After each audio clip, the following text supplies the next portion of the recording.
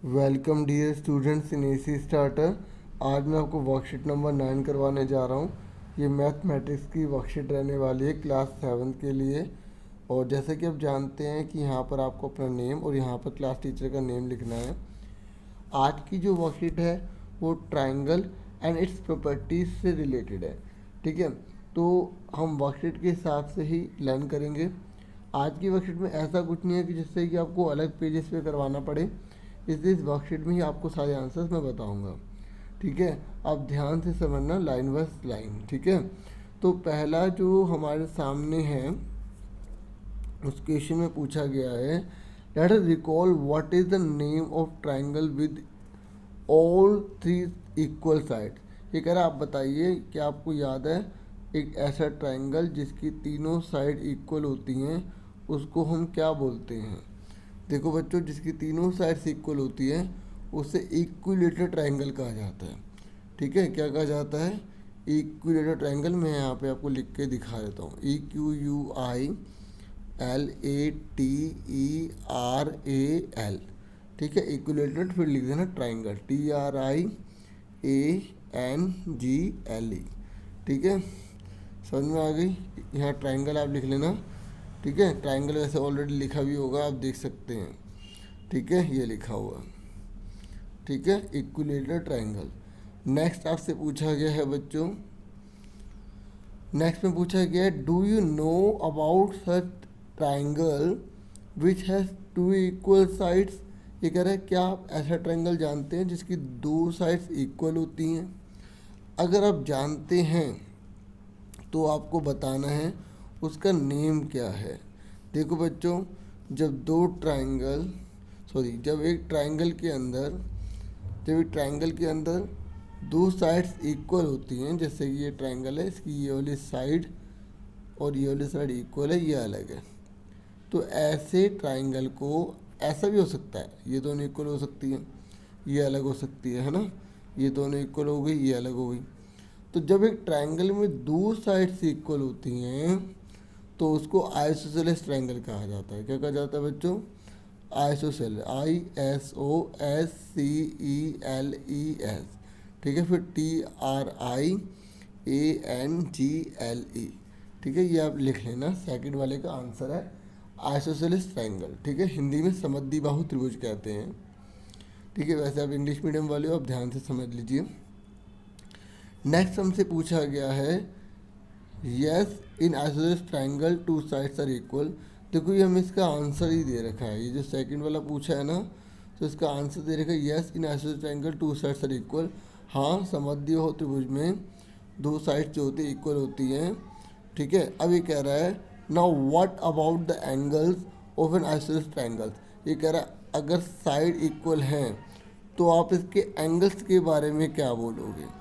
तो बोलोगे इसके जो साइड्स अपोजिट इक्वल होती है ना, उनके अपोजिट एंगल भी इक्वल होते हैं।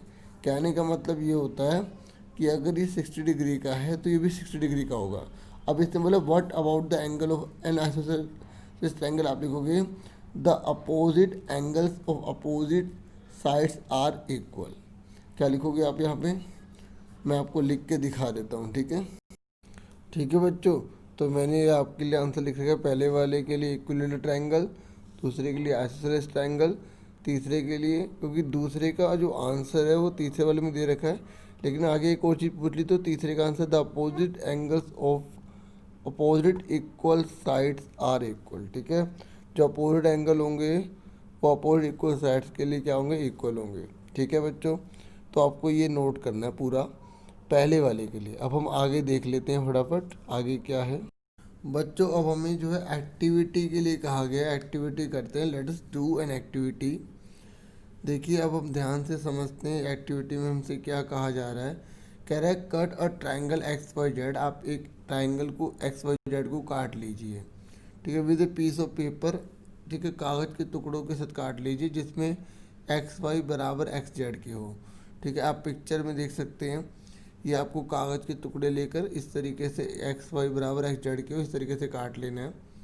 Means you have to take two sides of triangle are equal. आपको दो साइड इक्वल लेनी है।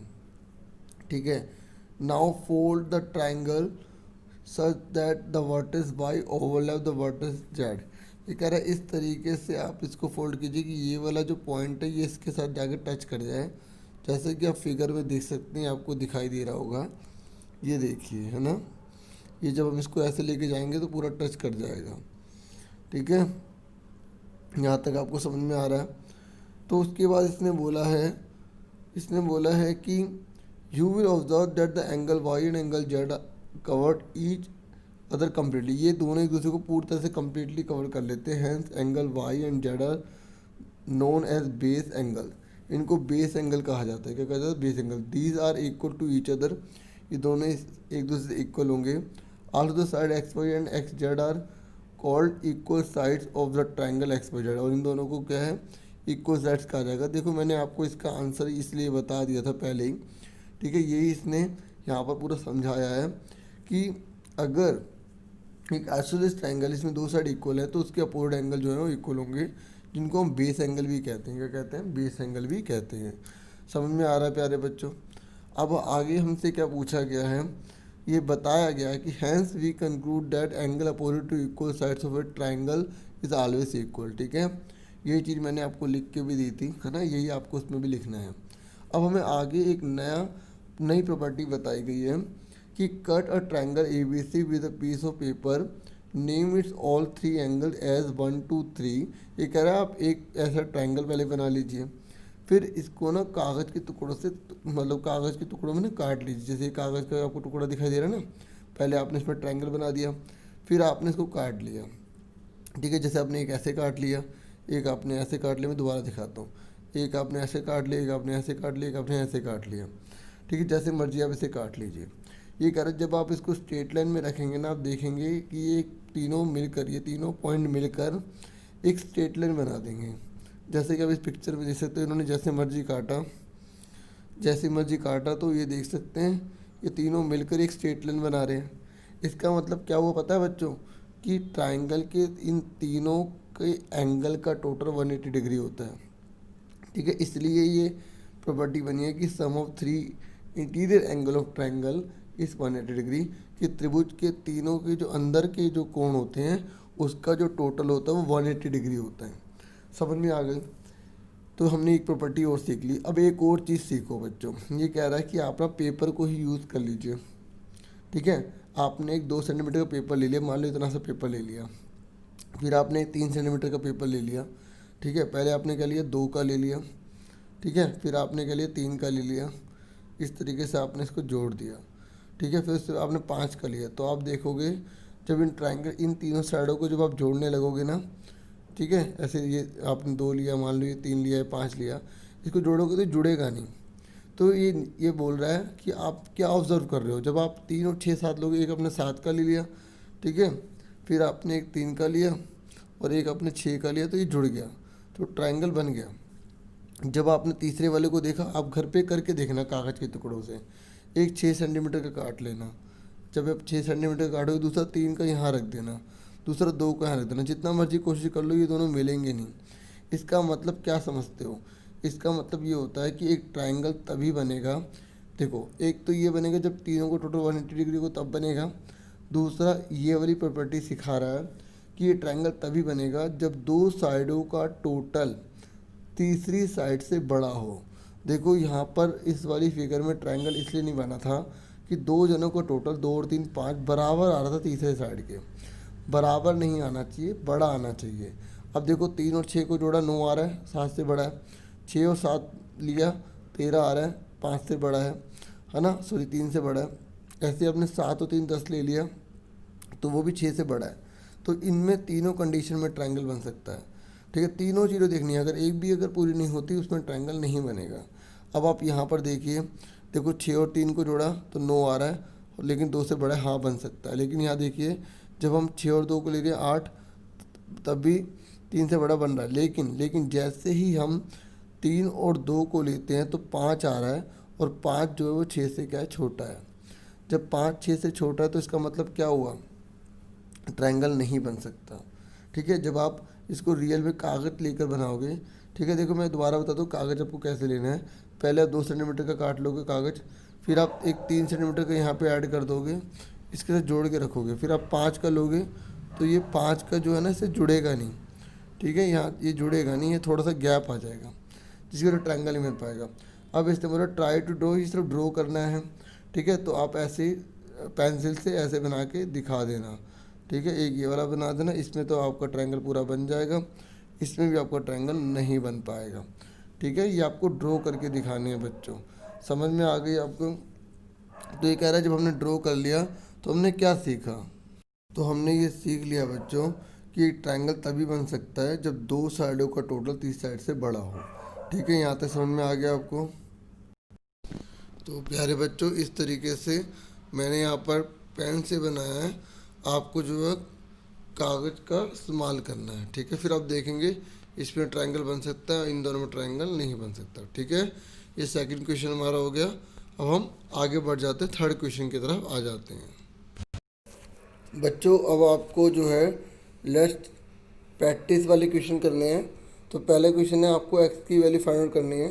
जैसे कि आप जानते हैं कि ट्रायंगल के एंगल का जो टोटल 180 डिग्री होता है, ठीक है, तो आप इन दोनों को जोड़ के 180 में से घटाओगे आंसर आ जाएगा। अब मैं आपको दिखा देता हूँ कैसे करना है आपको, ठीक है, फटाफट आप देख लो। देखो आपको ऐसे करना है, सबसे पहले आप इन ट्रायंगल ए बी सी आप लिखेंगे, ठीक है। तो इन ट्रायंगल ए बी सी में कौन कौन से एंगल हैं, ए है, बी और सी है, तो तीनों लिख लिए। इन तीनों का टोटल कितना होगा, 180 डिग्री होगा। आप ब्रैकेट में लिखोगे एंगल सम प्रॉपर्टी, क्या लिखोगे, एंगल सम प्रॉपर्टी, ठीक है, समझ में आ गई प्रॉपर्टी, ठीक है। तो अब ए की वैल्यू लिख दी, 50 लिख दिया आपने। एक बात सुनो, डिग्री लगाना मत भूलना, यहाँ डिग्री जरूर लगाना ऊपर, ठीक है, ऐसे डिग्री लगाना मत भूलना। फिर 50 और 60 को जोड़ा 110 हो गया, तो 110 इधर आ गया। फिर 180 में से 110 के कितने 70 डिग्री आ गया, ठीक है। इस तरीके से आपको आंसर समझ में आ गया पहले वाला। अब हम अगला क्वेश्चन देख लेते हैं, फिर करते हैं अगला। अब हमारे सामने सेकंड क्वेश्चन है, ठीक है। अब सेकंड क्वेश्चन ये वाला हमें करना है, तो अब फटाफट इसके भी आप आंसर देख लो, समझ लो अच्छे से। सेकंड क्वेश्चन भी बहुत ईजी है। देखो अगर कभी भी ऐसा सिंबल बना हो तो उसको हम जो है क्या बोलते हैं, राइट एंगल ट्रायंगल कहते हैं, ठीक है। क्या कहते हैं, राइट एंगल ट्रायंगल कहते हैं। मैं आपको एक बात बता दूं, ठीक है, जब भी आप ऐसा कोई सिंबल देखेंगे तो ये राइट एंगल ट्रायंगल का होता है, ठीक है। ये 90 डिग्री होता है, कितना होता है, 90 डिग्री होता है। अब आप देखिए ये 90 डिग्री आपको दे रखा है, 30 डिग्री दे रखा है, तो एक्स कितना होगा, ठीक है। इन तीनों एंगल का टोटल 180 डिग्री होगा, ठीक है। तो आपने वही चीज़ लिख दी सेम, ठीक है। तो पी की वैल्यू कितनी है, 90, क्यू कितना है 30, और पीछे से वाला प्लीज़ इग्नोर करना, ठीक है। क्या कर सकते हैं, तो एक्स की वैल्यू जो है वही है, उनका भी राइट है, ठीक है। तो एक्स आ गया, तो एक्स यहाँ दे रखा था, हमने एक्स लिख दिया, तो दोनों को जोड़ा कितना आ गया 120। तो 180 में से 120 के कितने बचे, 160 सॉरी 60 डिग्री आ गया, ठीक है। समझ में आ गई, 180 में से 120 को घटा दिया तो हमारा 60 आंसर आ गया, ठीक है। अब हम नेक्स्ट क्वेश्चन की तरफ बढ़ जाते हैं। तो ये बच्चों थर्ड पार्ट है, तो थर्ड पार्ट में हमसे ये वाले क्वेश्चन आप देख रहे होगे, ठीक है। मैं आपको बड़ा करके दिखा देता हूँ। तो इसमें हमें क्या करना है, हमें एक्स की वैल्यू फाइंड आउट करनी है, ठीक है। अब आप इसके आंसर को भी देख लीजिए। वैसे आप खुद ही बता सकते हैं, ट्रायंगल का टोटल 180 डिग्री होता है, तो 180 में से हम 50 को लेस कर देंगे, 130 आ गया, तो 130 को हाफ ऑफ दोनों बांट लेंगे। लेकिन लिखने का तरीका आपको अच्छे से आना चाहिए, तो वो आप देख लो फटाफट। जो लास्ट का क्वेश्चन है देखो वैसे ही करा हुआ है, थोड़ा सा मैंने प्रेस किया था ताकि अच्छे से दिखाई दे दे, इसलिए पेपर की जो फ़ोटो है वो थोड़ी ऐसी आई है, प्लीज़ कोऑपरेट करना। देखो ट्रायंगल दे रखा है हमें, एम एन ओ दे रखा है, हमने वो लिख लिया। तो कौन कौन से एंगल है, एक एम है, एक एन है और तीसरा ओ है, वो लिख लिया। तो तीनों का टोटल 180 डिग्री होता है। एंगल सम प्रॉपर्टी, एम की वैल्यू कितनी है एक्स, और ओ की वैल्यू कितनी है एक्स, और एन की वैल्यू कितनी है 50। तो ठीक है, हम इस 50 को इधर ले जाके माइनस का हो गया, एक्स एक्स कितने हो गए 2x हो गए, वेरिएबल जुड़ जाता है, ठीक है। तो 180 में से जब 50 घटाए तो 130 आ गए, ठीक है। यहाँ तक क्लियर हो गया। फिर ये जो 2 मल्टीप्लाई वाले जाकर डिवाइड हो जाएगा, और जब 2 को से डिवाइड करेंगे तो हमारा 65 आ जाएगा, ठीक है। डिग्री लगाना मत भूलना, 65 डिग्री आ जाएगा, ठीक है। समझ में आ गया आप सबको।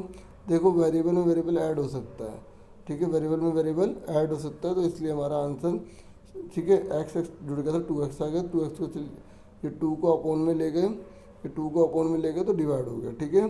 समझ में आ गया। अब आगे का क्वेश्चन देख लेते हैं जो कि आज का लास्ट का है। बच्चों सेकंड क्वेश्चन में पूछा गया है, बस आपको यस या नो में आंसर देना है कि इसने बोला कि क्या इंटीरियर एंगल ऑफ ट्रायंगल, ठीक है, क्या इनसे ट्रायंगल बन सकता है। क्या ट्राइंगल के ये इंटीरियर एंगल हो सकते हैं? तो देखो, अगर इनको ऐड करने पर 180 आता है तो आप यस लिख दोगे, अगर 180 नहीं आता तो आप नो लिख दोगे। अब इनको फटाफट जोड़ो, 815 और 40 कितने होते हैं? 190 होते हैं। ठीक है, तो इसका ट्रायंगल नहीं बन सकता, आप इसके आगे नो लिख दोगे। ठीक है, आपको बस ये लिखना है। और इसको आप ऐड करिए, देखो 95 में 65 ऐड करेंगे तो कितना आ जाएगा? 160 आ जाएगा। 160 में 20 ऐड करो तो 180, तो इसमें यस आ जाएगा। ठीक है, अब इसको आप ऐड कीजिए, जब आप 45 में 55 ऐड करोगे तो आपको 100 आ जाएगा। 100 में 80 ऐड करोगे तो 180 आ जाएगा, तो इसमें भी आप यस लिख दोगे। ठीक है, उसके बाद देखिए 45 और 5 50 हो गए, 50 80 हो गए। 80 में जब आप 50 ऐड करोगे तो आपको 170 आएगा, सॉरी 130 आएगा। कितना आएगा? 130 आएगा, तो आप यहाँ पे नो लिख दोगे। ठीक है, समझ में आ गई आपको? ईजी था, ज़्यादा मुश्किल नहीं था। तो इस तरीके से पहले वाले में नो, दूसरे में यस, तीसरे में यस और चौथे में नो। ठीक है, आज इस तरीके से वर्कशीट भी कंप्लीट हो गई। मुझे पूरी उम्मीद है आपको अच्छे समझ में आ गया होगा। आज के लिए इतना बहुत है। Thank you for watching and listening carefully. Take yourself dear students.